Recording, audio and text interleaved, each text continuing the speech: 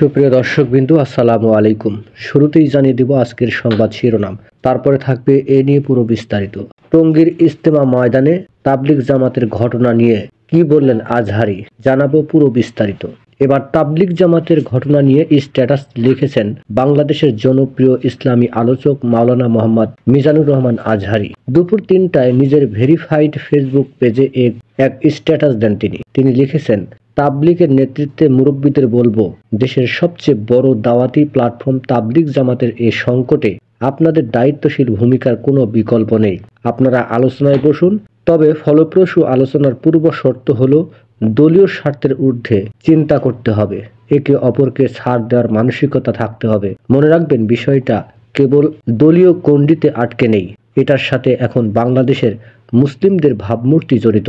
সাত সকালে ঘুম ভাঙতেই এমন একটা খবর শুনে রীতিমতো আটকে উঠেছি, অত্যন্ত মর্মাহত হয়েছে, হৃদয়ে ক্ষরণ হয়েছে। আহারে, আমার দেশে এক মুসলিম ভাই আর এক মুসলিম ভাইয়ের হাতে কিভাবে রক্তাক্ত হয়, কিভাবে নিহত হয়, এই দৃশ্য কেমন করে সহ্য করি। মদিনার আউস ও খাজ্জাজ গোত্রের ভেতরে শত বছরের শত্রুতা, দা কুরাল সম্পর্ক বললেও কম হবে। সেই শত্রুতা ঘোচাতে নবীজির 1 ঘন্টাও সময় লাগেনি, কেননা তিনি সমস্যা একেবারে গোড়ায় হাত দিয়েছিলেন। নবীজি দেখলেন 2 গোত্রের মাঝেই ভীষণ রকম ইগো প্রবলেম, নিজেকে সেরা ভাবার বিশ্রী প্রবণতা। নবীজি তাই শুনিয়ে দিলেন তাওহীদের সবক, শোনো, তোমরা কেউ বড় নও, বড়ত্ব একমাত্র আল্লাহর শান।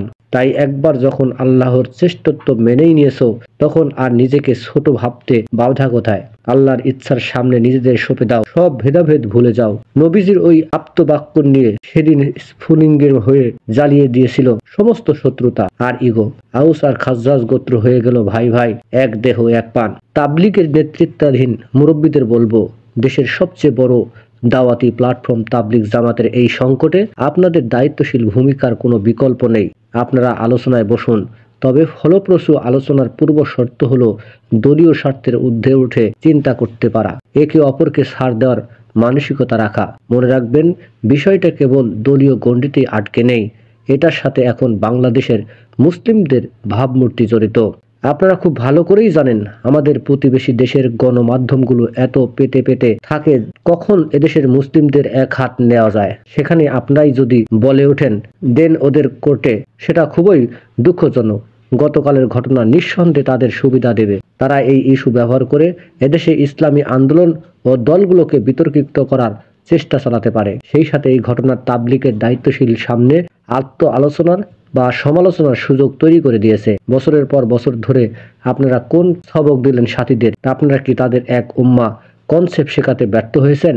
আপনারা যথাযথ তার বিয়াতে দিতে পারেননি বলেই সাথীরা আজ সত্যিকারে শত্রু চিনতে ভুল করেছে, নিজেদের শত্রু ভেবে বসেছে।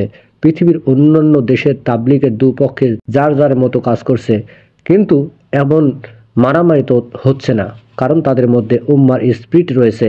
উম্মার স্পিরিটকে যত বড় করে তোলা যাবে, দলীয় স্বার্থ তাদের কাছে তত নগণ্য হয়ে যাবে। সামনের দিকে দৃষ্টি ফেরান, সেখানকার বিজয়ের পেছনে বড় ভূমিকায় রয়েছে ঐক্য।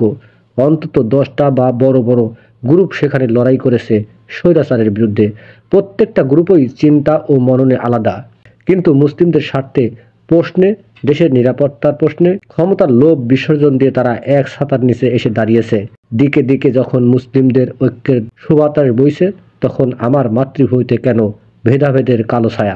তাবলিগি ভাইদের বলবো, আল্লাহর অস্তে সংযত হন, আল্লাহকে ভয় করুন। মুসলিম ভাইয়ের রক্ত ঝরানো আর যাই হোক নবীজির উম্মতের বৈশিষ্ট্য হতে পারে না। এটা সেফ আসাবিয়াত তথা দলবাজি। আর আসাবিয়াতের পরিণতি কত ভয়াবহ তার নবীজি জমানিতেই শুনুন। আসাবিয়াতের দিকে ডাকে, সে আমার দলভুক্ত নয়।